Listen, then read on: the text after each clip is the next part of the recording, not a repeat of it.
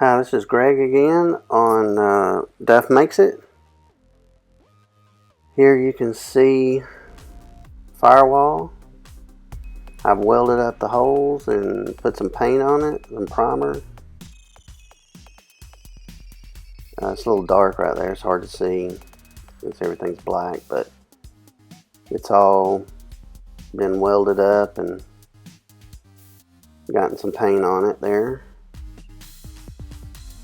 And originally I was going to do all this black and leave it black, but I decided to paint the firewall white, or an off-white color. There's suspensions, putting more suspension parts on it.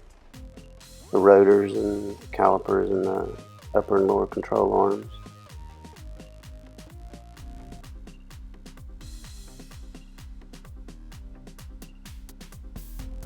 There's the rack and pinion steering and all that being put on there.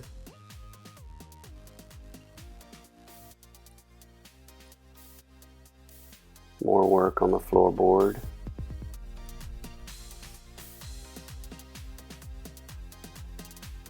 There's an area in the very back of the cab that I didn't want to just put, putty or whatever. I wanted to cut that out and put new metal in, so I'd know it'd be solid. Ended up doing that. Another look at the firewall and area. There's the little steps that go inside the door. I had to put new ones in there on both sides.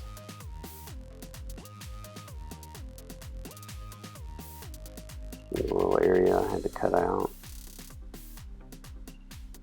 Another rust area. There's just so much rust in this truck. It was just a ton.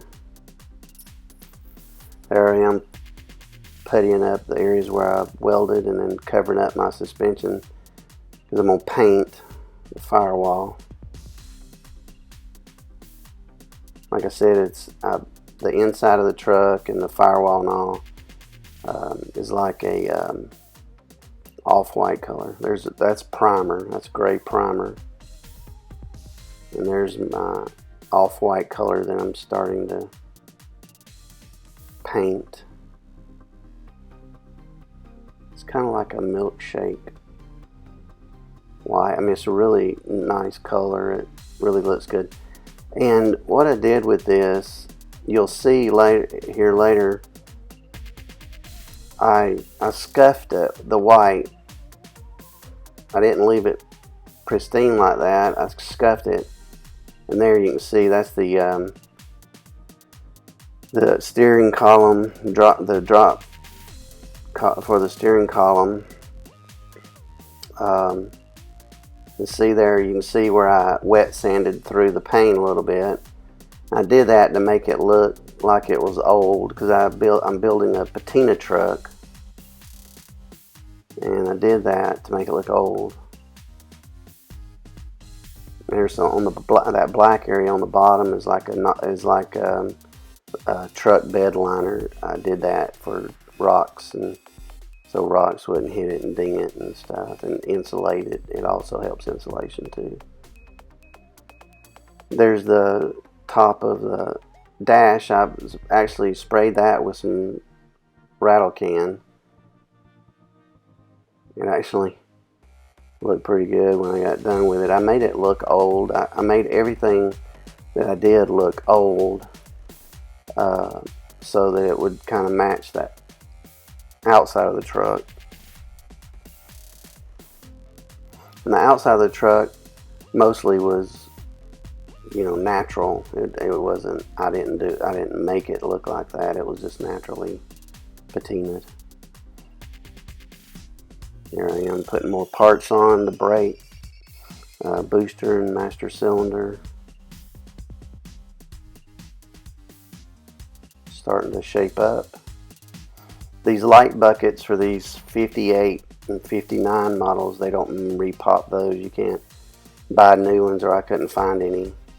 So I had to take those and clean them up and repurpose them and buy new. They sell the parts to refit them, but they don't actually remake those, so I had to clean all that up and repaint it and re-put new parts in it and everything. Gas tank area. Column is now painted and in the truck at this point. Glove box door over there. Or the gas tank.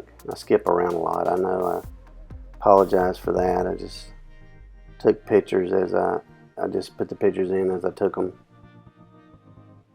It looks like the steering column's at a pretty weird angle there, but it's really not. It's just the angle of the picture.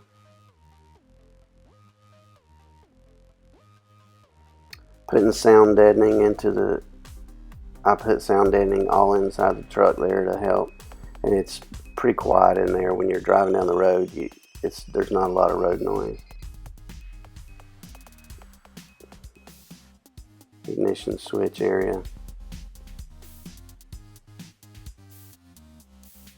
I scuffed, like I said, I painted that and scuffed all that back down.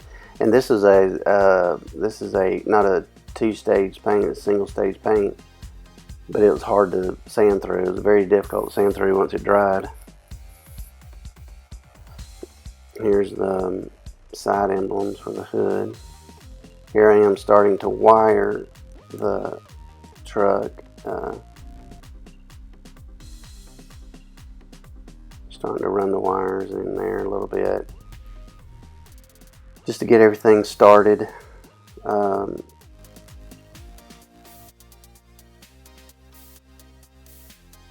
There's the brake pedal assembly mounts to the master cylinder and booster. I think that's after I'd clear coated the front fenders and all.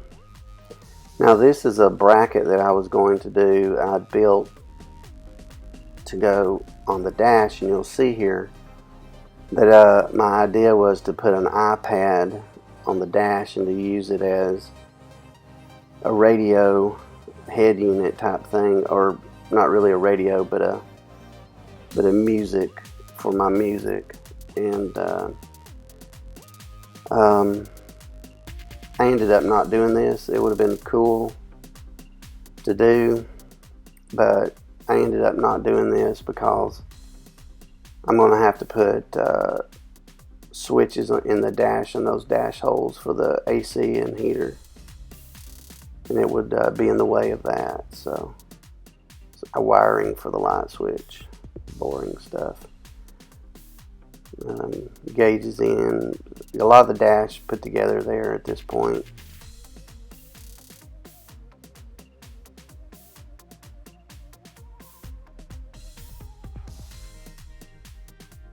More of the same wiring.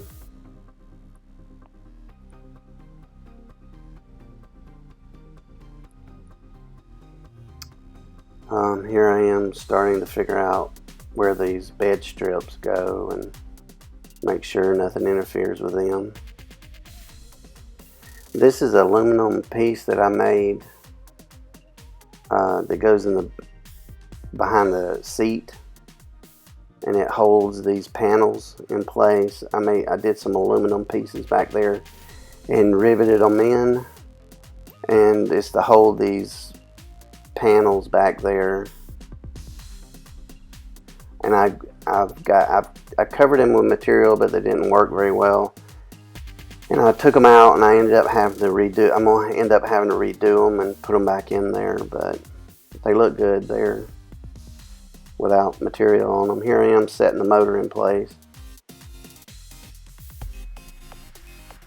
It looks like it's at an extreme angle, and at that point it was, but I put a angle on it. I had to put that angle gauge on it to make sure it was sitting at the right angle. And there's a panel for the back behind the seat for my speakers. There's that panel area. And there's speakers down inside there.